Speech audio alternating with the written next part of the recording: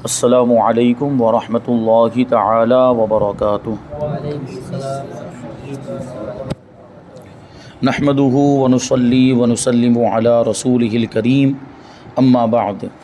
فاعوذ باللہ من الشیطان الرجیم، بسم اللہ الرحمن الرحیم۔ ان اللہ وملائکتہ یصلون علی النبی یا ایہا الذین آمنوا صلوا علیہ وسلموا تسلیما۔ اللہم صلی علی سیدنا ومولانا محمد معدن الجود والکرم وآلہ الکرام وابنہ الکریم وبارک وسلم صلاۃ وسلاما علیک یا رسول اللہ صلی اللہ تعالی علیہ وسلم۔ سبق نمبر 25، قیامت اور اس کی نشانیوں کا بیان۔ یہ اصل میں جو لفظ ہے اس کا صحیح تلفظ ہے قیامت، قاف کے نیچے زیر ہے، قرآن مجید کے اندر زیر کے ساتھ ہی آیا یوم القیامہ، تو قیامت بولیں تو یہ صحیح ہوگا، لیکن عام بول چال میں قیامت قیامت بولا جاتا ہے، تو اگر قیامت بھی بولتے ہیں تو غلط نہیں کہا جائے گا، لیکن بہتر یہ ہے کہ قیامت بولا جائے۔ اور قیامت یہ قیام سے بنا ہے، قیام کا معنی ہوتا ہے کھڑا ہونا، اٹھنا، تو چونکہ قیامت کے دن سارے مردے اپنی قبروں سے زندہ ہو کر اٹھیں گے، کھڑے ہوں گے، اس لیے اس کو قیامت کہا جاتا ہے، اور اس دن کو قیامت کا دن کہا جاتا ہے، یوم القیامت کہا جاتا ہے۔ اور اس کی نشانیاں بیان کریں گے، قیامت کی نشانیاں۔ تو سب سے پہلے تو یہ کہ قیامت کسے کہتے ہیں، اس کا جواب ہے کہ جیسے ہر چیز کی ایک عمر مقرر ہے، جیسے انسانوں کی بھی ایک عمر مقرر ہے۔ اس سے پہلے موت کے بیان میں آیا کہ کسی کی 60 سال کی عمر ہوتی، کسی کی 70، کسی کی 80، کسی کی 40 اور کوئی 25 ہی میں انتقال کر جاتا ہے۔ تو ہر چیز کی، صرف انسان کی نہیں بلکہ دوسری چیزوں کی بھی کوئی نہ کوئی عمر مقرر ہے۔ جانوروں میں بھی آپ دیکھیں تو جانوروں کی بھی کوئی نہ کوئی عمر مقرر ہوتی ہے۔ اس عمر کے پورے ہونے کے بعد وہ چیز فنا ہو جاتی ہے، جیسے انسان مر جاتا ہے، یعنی مر گیا مطلب انسان فنا ہو گیا، تو اس عمر کے بعد، اپنی عمر گزارنے کے بعد انسان بھی فنا ہو جاتا ہے، اور اسی طرح ہر چیز اس عمر کے پورا ہونے کے بعد فنا ہو جاتی ہے۔ ایسے ہی دنیا کی بھی ایک عمر اللہ کریم کے علم میں مقرر ہے، یہ پوری دنیا اور پوری کائنات کی بھی ایک عمر ہے۔ اس کے پورا ہونے کے بعد دنیا بھی فنا ہو جائے گی، زمین و آسمان، آدمی، جانور، کوئی بھی باقی نہیں رہے گا۔ جو بھی زمین پر مخلوقات ہیں، جو بھی ابھی اس وقت جتنے بھی یوں کہہ لیجئے کہ جتنی بھی چیزیں، انسان کے علاوہ بھی دوسری مخلوقات، بلکہ یہ بے جان چیزیں بھی جن کو جمادات کہا جاتا ہے، یہ پہاڑ اور پتھر وغیرہ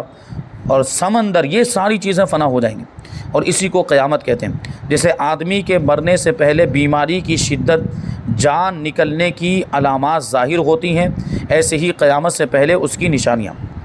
آدمی مرنے والا ہوتا ہے تو اس سے پہلے عام طور پر بیمار پڑ جاتا ہے اور اس کا جسم کمزور ہو جاتا ہے،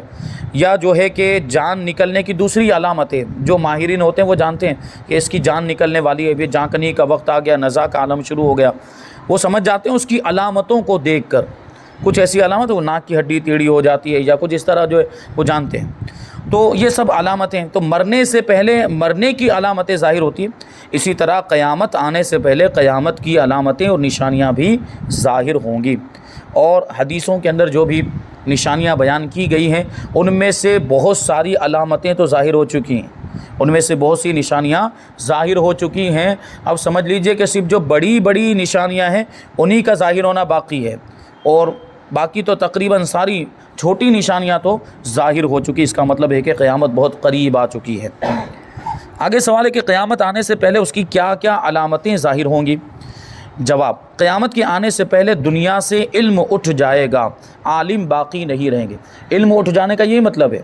کہ عالم نہیں پائے جائیں گے، عالم ہی ختم ہو جائیں گے۔ علم اٹھ جانے کا یہ مطلب نہیں کہ سینوں میں علم ہوگا اور سینوں سے اٹھا لیا جائے گا، نہیں، بلکہ علماء ہی کم ہو جائیں گے، اور یہ ہم محسوس بھی کر رہے ہیں کہ دن بدن بڑے علماء جا رہے ہیں، اور پھر ان کے بعد ان کے جیسا کوئی نظر نہیں آتا۔ بڑے بڑے علماء چلے گئے، ہم ماضی قریب میں دیکھیں یا ماضی بعید کے اندر دیکھیں تو ایک بڑا عالم جاتا ہے تو اس کے بعد اس کے جیسا دوسرا کوئی عالم نظر نہیں آتا۔ اس کا مطلب کیا ہے کہ علم اٹھ رہا ہے، اور ظاہر سی بات ہے جب علم اٹھے گا اور علم کم ہو جائے گا تو جہالت بڑھے گی، تو اسی کو کہتے ہیں جہالت پھیل جائے گی، بدکاری اور بے حیائی زیادہ ہو جائے گی، برے کام، بے حیائی کے کام، زنا کاری، یہ سب عام ہو جائے گا۔ اور ہم دیکھ رہے ہیں کہ زنا کتنا عام ہو گیا اور زنا کتنا آسان بھی ہو گیا۔ پرانے زمانے میں تو زنا کے لیے آدمی کو تگ و دو کرنی پڑتی تھی، کچھ محنت کرنی پڑتی، اور زنا کے لیے اس کو بہت سارے اسباب مہیا کرنے پڑتے تھے، یعنی مشکل تھا پرانے زمانے میں زنا کرنا۔ لیکن اب تو زنا کرنا کتنا آسان ہو گیا، بلکہ فرمایا جاتا ہے اور علماء بھی کہتے ہیں اس تعلق سے کہ اس زمانے میں نکاح مشکل ہو گیا اور زنا آسان ہو گیا۔ نکاح کو لوگوں نے مشکل بنا دیا، نکاح مہنگا ہو گیا اور زنا سستا ہو گیا۔ تو ظاہر سی بات ہے ایسی صورت میں اگر شہوت کا غلبہ ہوگا تو پھر آدمی نکاح کی طرف جائے گا یا زنا کی طرف جائے گا، کیونکہ وہ تو دیکھے گا ابھی نکاح میں کیسے کر سکتا ہوں، کیونکہ نکاح میں تو بہت خرچہ ہوگا، تو نکاح کا تو انتظام نہیں ہو پائے گا، لاؤ زنا ہی کر لیتے ہیں۔ تو شیطان اس میں اور زیادہ اس کو بہکاتا بھی ہے، اور زنا کے سستا اور آسان ہونے کی وجہ سے پھر وہ نوجوان زنا کی طرف جاتا ہے، اور اسی وجہ سے زنا کے بہت زیادہ معاملات بھی پیش آ رہے ہیں۔ اور زنا بالجبر کے ساتھ ساتھ زنا بالرضا تو بہت ہی عام ہو گیا۔ زنا بالجبر جس کو بلاత్کار کہہ لیجئے، یا جس کو عصمت دری کہا جاتا ہے، یعنی کسی لڑکی کے ساتھ زبردستی یہ عمل کیا جائے، یعنی زنا کیا جائے، تو اس کو زنا بالجبر کہیں گے۔ تو اس طرح کے تو معاملات ہوتے ہیں، لیکن اب تو زنا بالرضا کو سرٹیفکیٹ مل گیا ہے، زنا بالرضا کو تو قانونی حیثیت مل گئی، یعنی اگر لڑکا لڑکی بالغ ہیں تو آپس میں تعلق قائم کر سکتے، ان کے ماں باپ بھی ان کو کچھ نہیں بول سکتے۔ اس کو قانونی، اس زنا کو قانونی حیثیت حاصل ہو چکی۔ اور لیو ان ریلیشن شپ یہ ایک چیز ہے، اس کو قانونی درجہ حاصل ہو چکا ہے۔ وہ لیو ان یہ جو میں نے کہا لیو ان ریلیشن شپ، یہ زنا کی بدترین صورت ہے۔ زنا کی بدترین یعنی کیا مطلب؟ بغیر شادی کے لڑکا لڑکی ساتھ میں رہ رہے ہیں، بغیر شادی کے لڑکا لڑکی ساتھ میں، اور کیا اس کو وجہ کیا دی جاتی ہے؟ اس کا ریزن دیا جاتا ہے کہ ایک دوسرے کو سمجھ رہے ہیں، شادی سے پہلے ایک دوسرے کو سمجھنے کے لیے ساتھ میں رہ رہے ہیں، اور سارے کام ہو رہے ہیں جو میاں بیوی کے درمیان ہوتے ہیں وہ سب ان کے درمیان ہو رہے ہیں۔ یہ زنا اتنا عام ہو چکا ہے، سوچیں آپ، قیامت کی نشانی یہ کس انداز میں یہ ظاہر ہو چکی، بدرجہ عتم ظاہر ہو چکی ہے، اور زنا کو زنا بھی نہیں سمجھا جا رہا ہے، اور اس کو الگ الگ ریزن دے کر اس کو جواز فراہم کرنے کی کوششیں کی جا رہی ہے۔ تو یہ کہتے ہیں کہ ہم تو ایک دوسرے کو سمجھنے کے لیے، اور جب ایک دوسرے کو سمجھ جاتے ہیں تو بات سمجھ میں آ جاتی ہے کہ ہم ایک دوسرے کے لائق ہی نہیں ہیں، تو پھر بعد میں معاملہ ختم ہو جاتا ہے، پھر شادی تک نوبت بھی نہیں آتی۔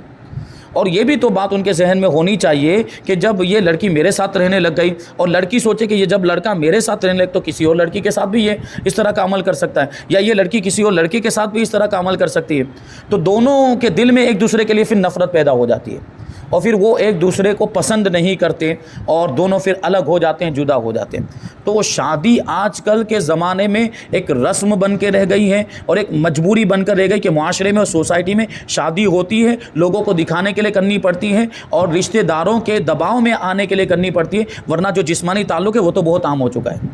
اس کے لیے تو ان کو کسی کی اجازت لینے یا کسی کو پوچھنے کی ضرورت ہی نہیں ہے، اس کو قانونی حیثیت حاصل ہو چکی ہے۔ یہ زنا اس قدر عام ہو چکا ہے، اللہ کی پناہ۔ اللہ تعالیٰ ہماری بھی حفاظت فرمائے اور ہماری نسلوں کی بھی حفاظت فرمائے، کیونکہ یہ زمانہ اتنا پرفتن ہے، تو سوچیں آنے والا زمانہ کتنا خطرناک ہوگا اور کتنا پرفتن ہوگا۔ ہم تو کسی طرح بچ کر نکل جائیں گے، ہم دعا کرتے رہتے ہیں کہ بزرگوں کے صدقے میں اللہ ہمیں بچائے اور ہماری اولاد کو بھی بچائے۔ کو اولاد ہماری جو ہوگی، جو مستقبل میں اور زیادہ ان کو دشواریوں کا سامنا ہوگا، تو ان کی تربیت بھی ویسی کریں، ان کو تیار بھی ویسا کریں کہ وہ فتنے اگر ان کے زمانے میں آئیں، نئے نئے فتنے آئیں گے تو وہ ان فتنوں کا مقابلہ کر سکے، اور وہ ان فتنوں کے سامنے ڈٹ کر کھڑے رہے، ان فتنوں میں مبتلا نہ ہو جائے اور ان فتنوں کا شکار نہ بن جائے۔ تو یہ اس انداز میں ہمیں اپنی اولاد کی تربیت بھی کرنی پڑے گی۔ تو قیامت کے آنے سے پہلے یہ بدکاری اور بے حیائی زیادہ ہو جائے گی، عام ہو جائے گی، اور ہمارے ملک میں تو ابھی کچھ کم ہے، ابھی کچھ نہ کچھ مطلب لحاظ کر لیتے ہیں، اور وہ تہذیب کا حوالہ دے دیا جاتا ہے کہیں نہ کہیں، تو کچھ بے پردگی ابھی اتنی زیادہ نہیں اور بے حیائی اتنی زیادہ نہیں۔ لیکن باہر کے ممالک میں آپ چلے جائیں، ویسٹرن کنٹریز میں، مغربی ممالک کے اندر چلے جائیں، تو وہاں تو بے حیائی کتنی عام ہو گئی کہ بالکل عام روڈ پر، پارکوں میں، جہاں دیکھیں وہاں وہ بے حیائی اور زنا کے معاملات اور مناظر آپ کو دیکھنے کو مل جائیں گے۔ ہمارے یہاں بھی پارکوں میں یہ چیزیں ہونے لگ گئی ہیں، لیکن ابھی بھی اتنا وہ کھل کر نہیں ہو رہا ہے۔ تو زنا اتنا عام ہو چکا ہے، اور قیامت کی نشانی اس طرح ظاہر ہو چکی ہے۔ عورتوں کی تعداد مردوں سے بڑھ جائے گی،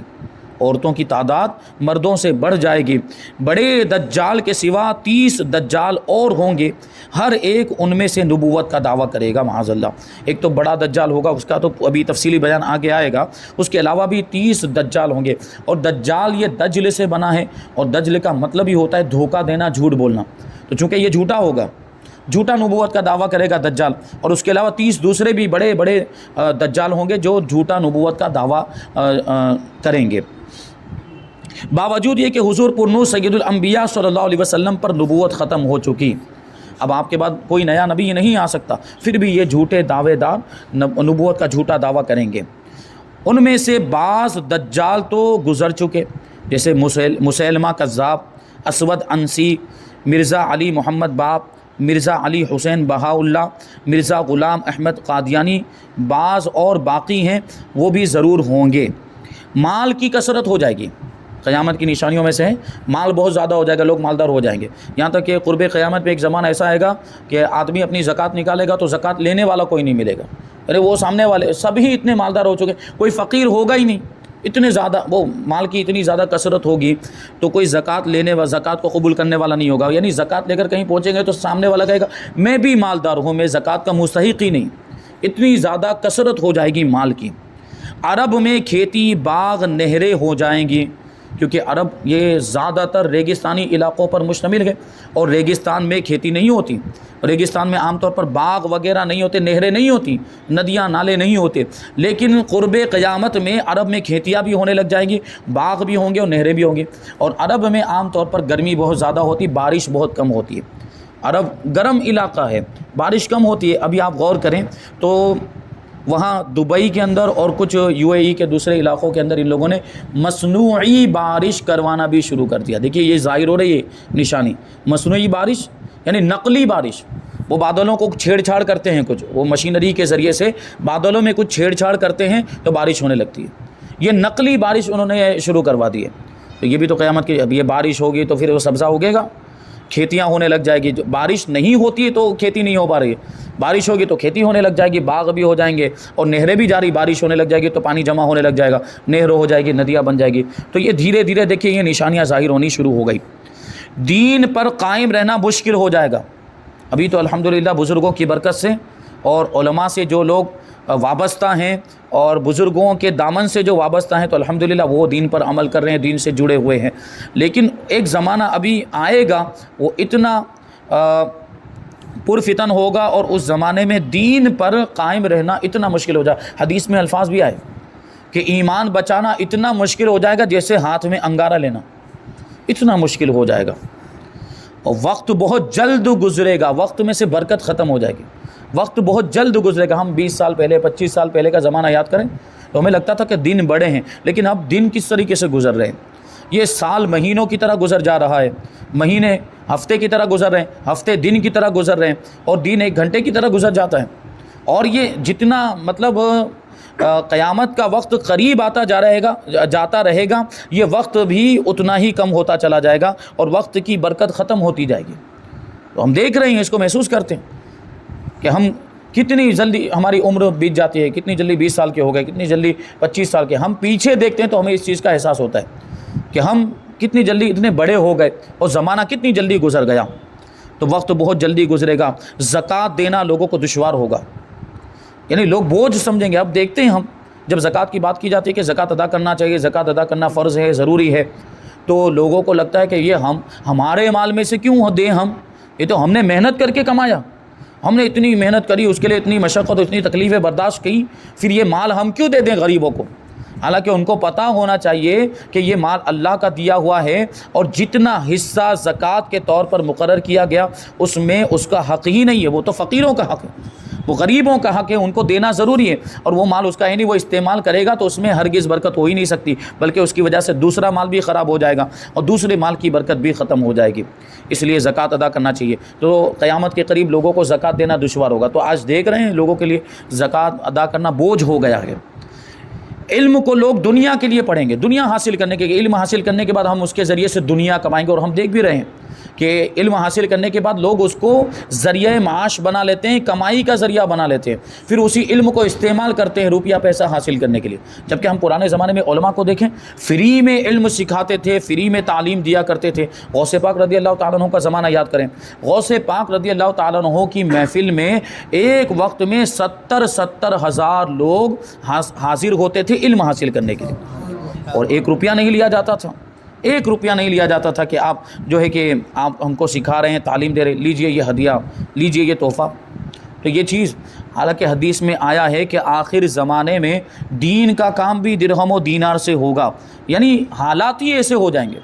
یعنی پھر مجبوری کی صورت میں ہم کو پھر درہم و دینار یعنی روپیہ پیسہ پھر خرچ کرنا پڑے گا، ورنہ اگر ہم روپیہ پیسہ نہیں لگائیں تو دین کا کام ہو ہی نہیں پائے گا۔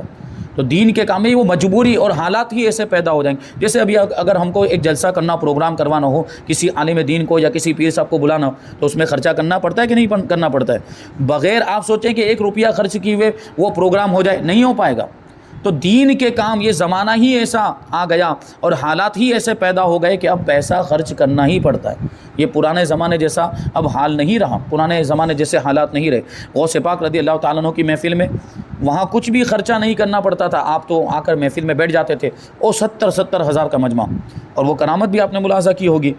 اس زمانے میں لاؤڈ اسپیکر اور مائک وغیرہ، مائکرو فون کچھ نہیں ہوتا تھا۔ غوث پاک رضی اللہ تعالیٰ عنہ کی آواز یکساں طور پر پورے مجمع میں پہنچتی تھی۔ آپ کی آواز کو جس طرح پہلی صف میں بیٹھنے والا سنتا تھا، بالکل اسی انداز میں آخری صف میں بیٹھنے والا بھی سن لیا کرتا تھا۔ یہ غوث پاک کا ہی تو مہینہ ہے، یہ غوث پاک کی کرامت ہے۔ وہ 70 ہزار کا مجمع، آپ تصور تو کریں،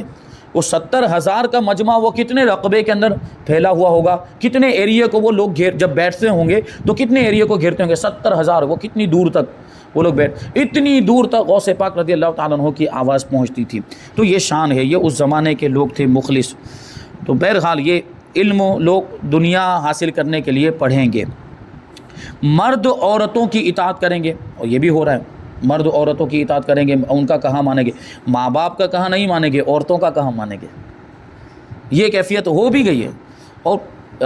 معاملات تو یہاں تک آ گئے کہ دونوں کی حیثیت تبدیل ہو گئی۔ اللہ تبارک و تعالیٰ نے شوہر کو حاکم بنایا ہے اور بیوی کو اس کے ماتحت رکھا ہے، یعنی شوہر حکم چلائے گا اور بیوی اس کی بات مانے گی۔ الرجال قوامون علی النساء، قرآن کی آیت کریمہ، کہ مرد عورتوں پر حاکم ہیں، مرد عورتوں پر حاکم ہیں اور عورتیں محکوم ہیں، یعنی عورتوں پر لازم ہے کہ وہ اپنے شوہروں کی اطاعت کریں، ان کا کہاں مانیں۔ لیکن آج اس کا الٹا ہو گیا ہے کہ بیوی حکم چلا رہی ہے اور شوہر کو اس کی بات ماننی پڑتی ہے، بسا اوقات، اور اس کو لے کر جھگڑے ہوتے ہیں گھروں میں، ہم حالات دیکھتے ہیں، اور یہ ہو رہا ہے، شوہر بیوی کی بات، اور بیویوں کے چکر میں، بیوی کی باتوں میں آ کر ماں باپ کو چھوڑ دیتے ہیں لوگ،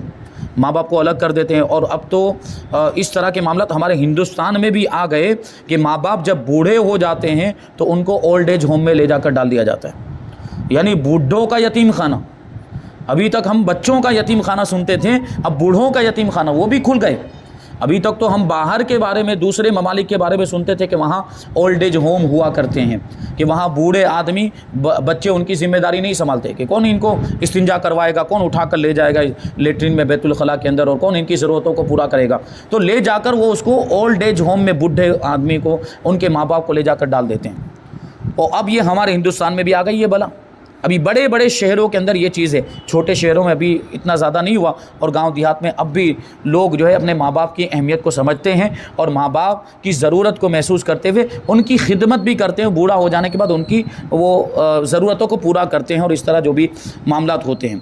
لیکن یہ اولڈ ایج ہوم والی برائی جو ہے دھیرے دھیرے پھیل رہی ہے اور بڑھتی جا رہی ہے۔ تو یہ ہوتا ہے، بیویوں کے چکر میں ماں باپ کو چھوڑ دیتے ہیں، ماں باپ کو الگ کر دیتے ہیں، بیوی کے ساتھ الگ رہنے لگ جاتے ہیں اپنا۔ اب ماں باپ کی دیکھ بھال کرنے والا کوئی نہیں، ان کی ضرورتیں پوری کرنے والا کوئی نہیں، ان پر دھیان دینے والا کوئی نہیں ہوتا ہے۔ تو ماں باپ بالکل بے کسی کے عالم میں اپنی زندگی کے آخری ایام گزارتے ہیں۔ انسان کو اپنی زندگی کے بارے میں غور کرنا چاہیے کہ جب میں چھوٹا تھا تو میرے ماں باپ نے کیسی میری تربیت کی، اور کس انداز میں میری ساری ضرورتوں کو پورا کیا۔ میں بچہ تھا، کتنا عاجز تھا، میں خود استنجا کرنے نہیں جا سکتا تھا، میں کپڑے کے اندر ہی گندگی کر دیتا تھا تو میری ماں اس کو صاف کرتی تھی، یا مجھے استنجا کر۔ تو کتنی انہوں نے تکلیفیں اٹھائی ہماری تربیت میں، ہماری پرورش میں، ہم اس کو یاد کریں۔ اب جب ان کو ہماری ضرورت پیش آئی ہے، اب جب وہ کمزور ہو گئے تو ہم کیوں ان سے منہ موڑتے؟ اب کیوں؟ انہوں نے تو ہم پر اتنا احسان کیا کہ ہم اس احسان کا بدلہ چکا ہی نہیں سکتے۔ اللہ کے رسول صلی اللہ علیہ وسلم نے ارشاد فرمایا کہ اگر کوئی بیٹا اپنی ماں کو اپنے کندھے پہ بٹھا کر بھی خانہ کعبہ کا طواف کرائے نا، تب بھی ماں کا حق ادا نہیں ہوگا، تب بھی ماں کا حق ادا نہیں ہوگا۔ تو یہ کیسے